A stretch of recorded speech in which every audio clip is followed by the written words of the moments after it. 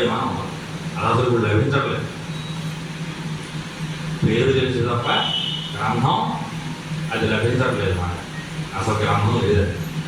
కాబట్టి ఇది ఒక్కడే మనకు లభిస్తూ ఉన్నటువంటి గ్రంథం. ఈ ధాటి పంచగాన్ని ఏ సందర్భంలో వారు కటాక్షించారు,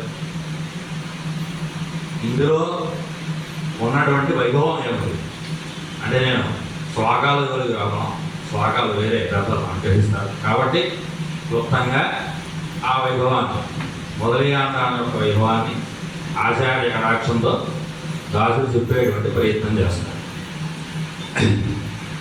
ఈ ఆటి పంచగాన్ని అనుగ్రహించినటువంటి సందర్భాన్ని రెండు రకాలుగా మనకు తెలియజేస్తారు.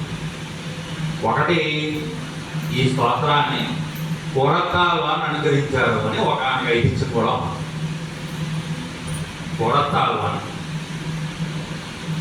శ్రీభాష్య రచనని భగవద్ రామానుజుల వారు చేసేటువంటి సందర్భంగా ముందుగా ఆ శ్రీభాష్య సూత్రాలని రామానుజుల వారు ఒకసారి చూడాలి, వాటిని పరిశీలించాలి అనుకుని అది ఇక్కడెక్కడా లభించేటువంటి గ్రంథం కాదు, ఆ సూత్రాలు ఇక్కడెక్కడా దొరకవు.